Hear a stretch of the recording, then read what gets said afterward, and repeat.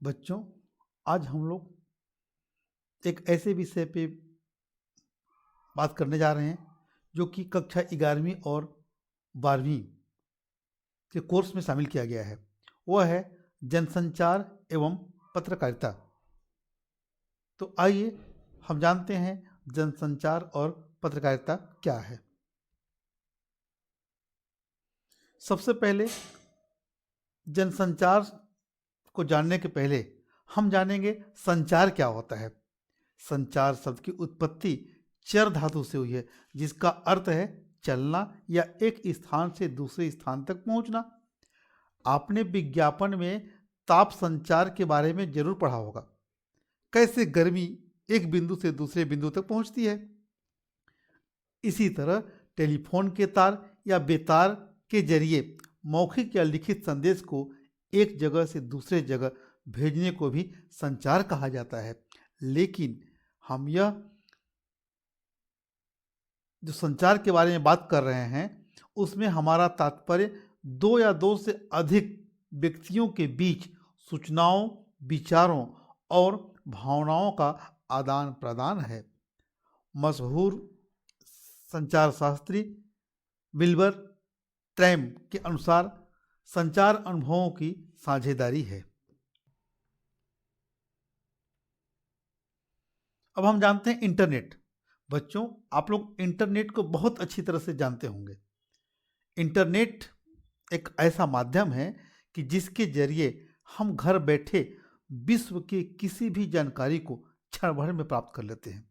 Internet जनसंचार का सबसे नया लेकिन तेजी से लोकप्रिय हो रहा एक माध्यम है। एक ऐसा माध्यम जिसमें प्रिंट मीडिया, रेडियो, टेलीविजन, किताब, सिनेमा, यहाँ तक कि पुस्तकालय की सारे गुण मौजूद हैं इस इंटरनेट पे। उसकी पहुंच दुनिया के कोने कोने तक है और उसकी रफ्तार का कोई जवाब नहीं है। उसमें सारे माध्यमों का समागम है।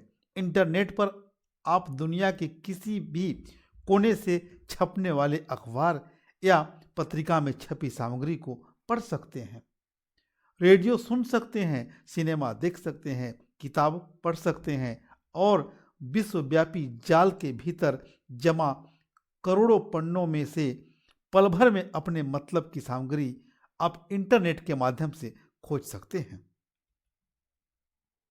अब हम जानते हैं इंटरनेट जनसंचार का सबसे खुला, व्यापक, बहुआयामी माध्यम है। यह मुद्रण, ध्वनि, रेडियो, दृश्य, दूरदर्शन, फिल्म आदि संचार माध्यमों का संगम है। इसके विश्वव्यापी जाल www के माध्यम से पल भर में पूरे विश्व के ज्ञान और मनोरंजन का अंग बना जा सकता है।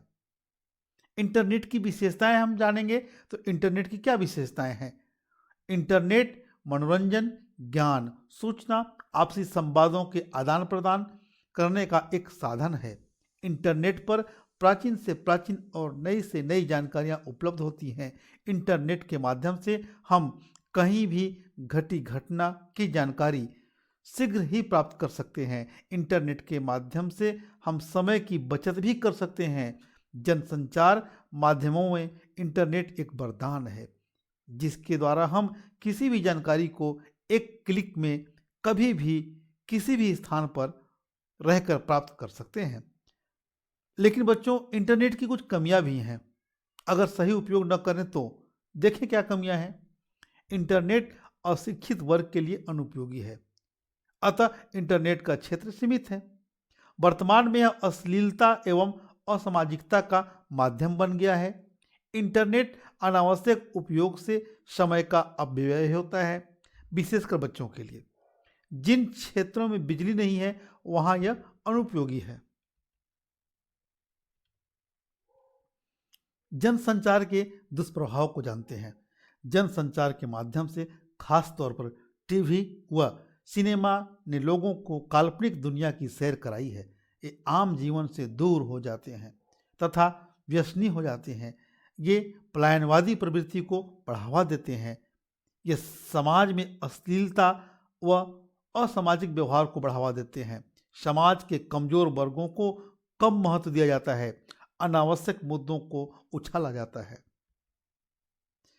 भारत में दूरदर्शन के निम्नलिखित उद्देश्य होना चाहिए, जैसे सामाजिक परिवर्तन, राष्ट्रीय एकता, वैज्ञानिक चेतना का विकास, परिवार कल्याण को प्रोत्साहन, कृषि विकास, पर्यावरण संरक्षण, सामाजिक विकास, खेल संस्कृति का विकास, संस्कृति धरोहर को प्रोत्साहन। अब हम जानते हैं आधुनिक संचार के माध्यम क्या हैं। इसको हम 3 भागों में देखते हैं। पहला डाकतार माध्यम, दूसरा प्रिंट या मुद्रण माध्यम और तीसरा इलेक्ट्रॉनिक माध्यम। तो हम डाकतार तो जान ही रहे हैं, जिस डाक के माध्यम से पहले बहुत सारी जो आदान प्रदान का माध्यम होता था संचार का, वह चिट्ठी या पत्र या रजिस्ट्री डाकों के माध्यम से होता था। अब इलेक्ट्रॉनिक आने के वजह से या इंटरनेट के आने की वजह से डाक तार पे कुछ कमी आ गई है। प्रिंट या मुद्रण में जो आप समाचार पत्र पढ़ते हैं, पत्रिकाएं पढ़ते हैं, हैंडबिल या पैम्पलेट लिखते हैं, वह है प्रिंट या मुद्रण माध्यम। अब धीरे धीरे ये भी कम हो रहा है और अभी वर्तमान में तेजी से बढ़ता हुआ जो माध्यम है वह है इलेक्ट्रॉनिक माध्यम। अब इलेक्ट्रॉनिक माध्यम को हम 3 भाग में देखते हैं, श्रव्य माध्यम, दृश्य माध्यम और श्रव्य और दृश्य माध्यम। श्रव्य माध्यम का मतलब जिसके जरिए हम केवल सुन सकते हैं, ऐसा संचार जिसमें हम सुनकर अपने ज्ञान को या सूचनाओं को पा सकते हैं। इसमें रेडियो है, टेलीफोन है, मोबाइल फ़ोन है और ट्रांसमीटर है। लेकिन अब तो मोबाइल में हम देख भी सकते हैं। जो एंड्रॉयड मोबाइल आ रहे हैं उन मोबाइलों को हम श्रव्य और दृश्य दोनों में शामिल कर सकते हैं। लेकिन पहले जो मोबाइल थे वो केवल श्रव्य के अंतर्गत आता था। दृश्य में हम देखें तो फैक्स है, पेंजर है, टेलीप्रिंटर है, कंप्यूटर, इंटरनेट है। और दृश्य और श्रव्य दोनों में यदि देखें तो टेलीविज़न, जिसको दूरदर्शन कहते हैं, और फिल्म है। इस तरह से हम आधुनिक संचार के माध्यम को कई भागों में बांट के पढ़ सकते हैं। जनसंचार के कार्य, इसका महत्वपूर्ण काम है सूचना देना। इसके अंतर्गत समाचार पत्र, दूरदर्शन और इंटरनेट के माध्यम से लोगों को सूचना देने का काम किया जाता है। दूसरा है शिक्षित करना। जनसंचार माध्यम जनता को शिक्षित और सजग बनाते हैं। संचारों के अतिरिक्त इसमें समाचारों में अतिरिक्त नई नई जानकारियाँ भी मिलती हैं। मनोरंजन कराना, रेडियो दूरदर्शन के आविष्कार के बाद भारत की अधिकांश जनता इलेक्ट्रॉनिक संचार माध्यम का उपयोग मनोरंजन के लिए करती है। निगरानी करना, संचार के माध्यम से समाज की किसी भी समस्या के विरुद्ध जनमत तैयार करते हैं, जैसे सरकार के विरुद्ध, धर्म केंद्र या किसी संस्था के अनैतिक कार्यों के विरुद्ध जनमत बनाते हैं। एजेंडा तय करना, जनसंचार माध्यम योजनापूर्वक किसी मुद्दे को व्यापक महत्व देकर समाज को किसी खास दिशा में मोड़ देने का कार्य करता है। विचार विमर्श करना, जनसंचार के माध्यम से विभिन्न मतों पर विचार का आदान प्रदान भी कराते हैं। एक ओर मुख्य संपादक संपादकीय लिखकर तथा प्रसिद्ध विद्वानों के लेख प्रकाशित कर जनता को प्रभावित करते हैं। पाठकों की आवाज भी पत्र पत्रिकाएं, दूरदर्शन में व्यक्त होती हैं। अब संचार के प्रकार के बारे में हम जानें तो इसमें सांकेतिक संचार, जिसके अंतर्गत संकेत के माध्यम से लोगों को सूचनाएं दी जाती हैं। मौखिक संचार, मौखिक रूप से व्यक्त किया जाता है। अमौखिक संचार, जिसके अंतर्गत लिखित संचार या सांकेतिक संचार आते हैं। अंतःवैयक्तिक संचार, समूह संचार और जनसंचार। जनसंचार के अंतर्गत इसमें आप प्रत्यक्ष संवाद करने की बजाय किसी यांत्रिक माध्यम से संवाद स्थापित करते हैं।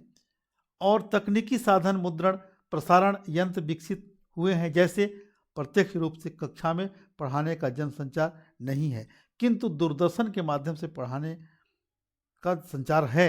समाचार पत्र पत्रिका, रेडियो, फिल्म, दूरदर्शन, इंटरनेट इत्यादि हैं। पत्रकारिता, अब हम दूसरा बिंदु देखते हैं, पत्रकारिता। पत्रकारिता क्या है? पत्रकारिता शब्द अंग्रेजी के जर्नलिज्म का हिंदी रूपांतरण है।